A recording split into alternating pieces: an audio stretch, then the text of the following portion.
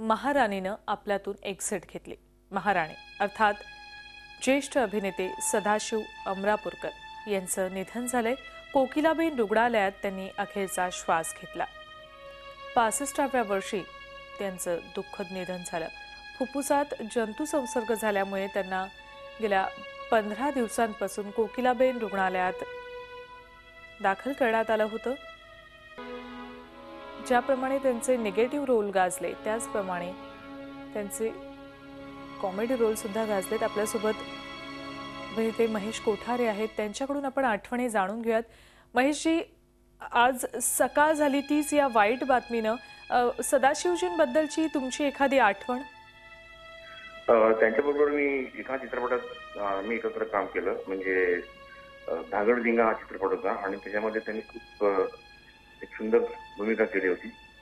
आणि खतरनाक नावाचा चित्रपट मी केला होता, त्याच्यामध्ये पण त्यांनी खूप सुंदर भूमिका केली आणि ते खरोखरच एक ग्रेट कॉमेडियन होते। म्हणजे त्यांचं विलन म्हणून जरी नाव झालेलं असलं तरी त्यांच्याकडे सेन्स ऑफ ह्युमर अतिशय उत्कृष्ट होतं। एक चांगला कलावंत आपल्याला गेला याचं खूप दुःख आहे आणि आज सकाळी ही बातमी आली, खूप वाईट वाटलं। आणि मराठीचा एक प्राईड होते, कारण मराठीतले असे काही मोजके कलावंत आहेत त्यांनी हिंदीमध्ये आपलं खूप मोठं स्थान निर्माण केलं। त्यापैकी सदाशिव अमरापूरकर होते। रिअली त्यांच्या आत्म्याला शांती लाभो अशी माझी इच्छा आहे आणि really we R missing him now. धन्यवाद महेशजी, आमच्याशी बोललात त्याबद्दल। आपल्यासोबत अभिनेते महेश कोठारे होते। ज्येष्ठ दिग्दर्शक सुनील सुखथनकर आपल्याबरोबर आहे। सुनीलजी, आज आपण बघतोय की हरहुन्नरी एक अष्टपैलू अभिनेता सदाशिव अमरापूरकर यांनी आपल्यातून एक्झिट घेतलेली आहे। काय यावेळेस आपली प्रतिक्रिया? दुःखद अशी घटना आहे, कारण म्हणजे माझ्या कॉलेजच्या काळापासून मी त्यांना रंगमंचावर पाहायला लागलो।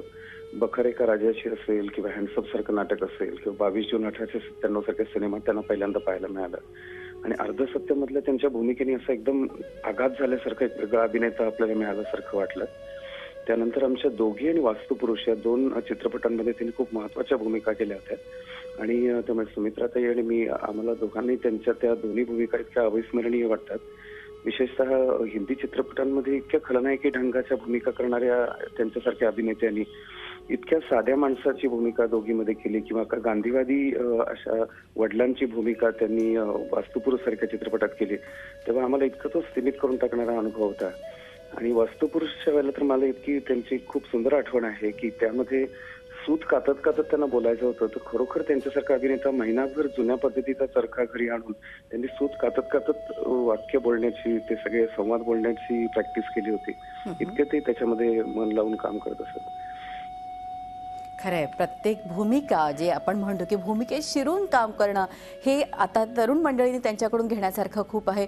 सुनीलजी, एक विचारा असं वाटतं की आपण अनेकदा त्यांच्याबरोबर काम केलं, अतिशय निगेटिव्ह भूमिका त्यांनी साकारल्या, परंतु प्रत्यक्ष जीवनामध्ये ते अतिशय सकारात्मक होते। सामाजिक कार्यात हिरिरीने बांधिलकी असे जरूर अनेक संकटात सापडलेल्या मदत करणं, असे अनेक त्यांचे गुण आम्हाला कळलेले आहेत। या संदर्भात काही आपल्या आठवणी?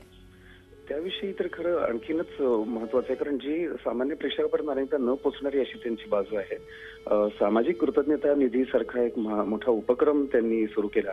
डॉक्टर श्रीराम लागू असतील किंवा डॉक्टर नरेंद्र दाभोळकर असतील यांच्या बरोबरीने आणि समाजामध्ये काम करणाऱ्या जे सामाजिक कार्यकर्ते आहेत, स्वयंस्फूर्तीने काम करणारे, त्यांचा चरितार्थ कसा चालावा, त्यांना आपण काही मदत देऊ शकतो का, या हेतूने सगळी माणसं एकत्र आली आणि त्यांनी महाराष्ट्रभर नाटकाचे दौरे करून त्यातून मिळालेलं एक मोठं भांडवल उभं केलं आणि त्यातून या सगळ्या कार्यकर्त्यांना कसं मानधन मिळेल याची व्यवस्था केली।